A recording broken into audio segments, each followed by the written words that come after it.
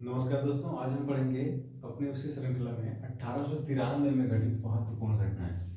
तो दोस्तों अगला हम लोग क्या पढ़ना है? 1893 में घटित महत्वपूर्ण घटनाएं। तो देखते हैं क्या क्या घटना घटी थी। सब पॉइंट बहुत महत्वपूर्ण है। ठीक है, देखिए पहला है विधवा विवाह संघ की स्थापना।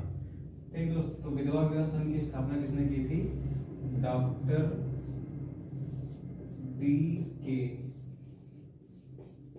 कर्वे जी ने की थी। किसने की थी? डॉक्टर डी के कर्वे। इनका पूरा नाम है डॉक्टर धोंडो केशव कर्वे, महाराष्ट्र के थे। तो उन्होंने क्या किया दोस्तों? सबसे पहले इन्होंने अपने ही जीवन में इनकी पत्नी का देहांत हो गया था, तो उन्होंने एक विधवा से विवाह कर लिया था। उसके बाद विधवाओं की दशा को देखकर इनका मन बहुत बेचैन हो जाता था, इसलिए उन्होंने क्या किया? विधवा विवाह संघ की स्थापना की।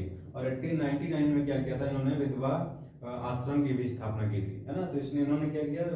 विधवाओं के लिए बहुत ही उत्थान के लिए बहुत ही अच्छा काम किया। और इसी श्रृंखला में इनको 1958 जब डीआरडीओ की स्थापना हुई थी, तब इनको भारत रत्न से भी नवाजा गया था। ये बहुत ही महान व्यक्तित्व थे।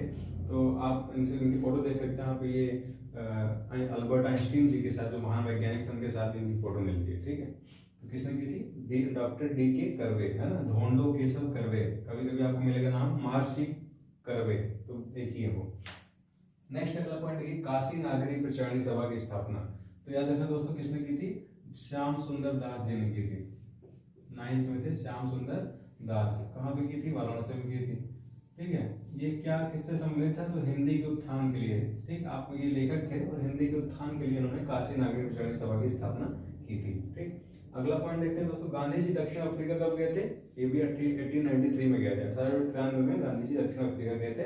और याद रखना दोस्तों, 9 जनवरी 1915 में जब भारत आते हैं, तो उसी उपलक्ष्य में भारत में अब क्या मनाया जाता है? प्रवासी भारतीय दिवस 9 जनवरी को, है ना। अगला है दोस्तों, देखिए डूरन रेखा। डूरन रेखा 1893 में भारत और अफगानिस्तान के बीच खींची गई थी। तो दोस्तों मैप में आप देख सकते हैं, अभी आप मैप देख रहे हैं कि पाकिस्तान और अफगानिस्तान के बीच में है। लेकिन पहले क्या था? 1893 में तो भारत का विभाजन हुआ नहीं था, इसलिए क्या सपोज किया जाती थी कि भारत और अफगानिस्तान के बीच में बांटेंगे। अभी कहाँ है? पाकिस्तान और अफगानिस्तान के बीच में है। ठीक, नेक्स्ट देखिए दोस्तों, एनी बेसेंट पहली बार भारत आई। एनी बेसेंट पहली बार भारत में कब आई? 1893 में। और किस लिए आई थी? थियोसॉफिकल सोसाइटी जो थी वहां पे 1893 में अडियार मद्रास में उसका सम्मेलन हुआ था, उसी में भाग लेने आई थी एनी बेसेंट जी। ये बहुत खुले विचार वाली महिला थी, जो भारत के लिए बहुत अच्छा काम कर गई है। इनकी फोटो आप देख सकते हैं। ठीक है, ये कौन है? एनी बेसेंट जी, है ना। सुंदर भी है, मन से भी सुंदर है, ऊपर से भी सुंदर है। नेक्स्ट देखिए दोस्तों, शिकागो सम्मेलन। शिकागो सम्मेलन कब हुआ था?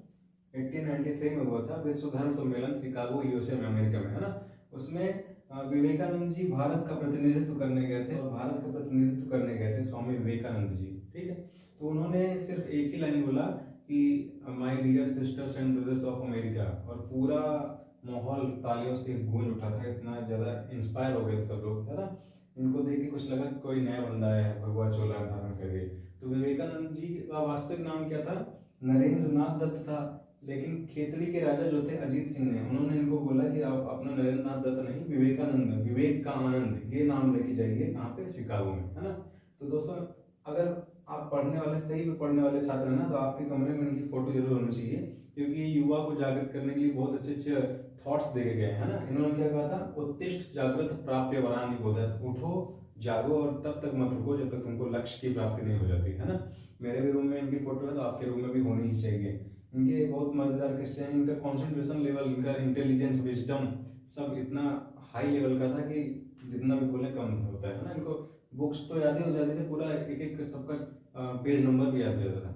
एक बार किसी अंग्रेज ने इनको नीचे दिखाते हुए बोला कि जब ये गए थे कैफेटेरिया में और खाना खा रहे थे, तो अंग्रेज भी बैठे थे और ये भी बैठे थे। तो अंग्रेज बोला नीचे दिखाते हुए कि hawks and swan don't eat together, मतलब हंस और सुअर एक साथ खाना नहीं खाते हैं। तो इन्होंने कहा अच्छा ऐसी बात है, सही है, पक्का कंफर्म? एक बार फिर सोच कहा बिल्कुल 100% श्योर, डैम श्योर, है ना। तो उन्होंने कहा अच्छा ठीक है, फिर मैं उड़ जाता हूँ।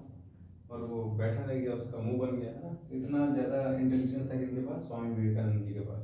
तो ये सब जानकारी आपको कैसे लगी कमेंट करके जरूर बताएं। ठीक है, आगे हम ऐसी श्रृंखला लेके आते रहेंगे आपके लिए। जय हिंद, जय भारत।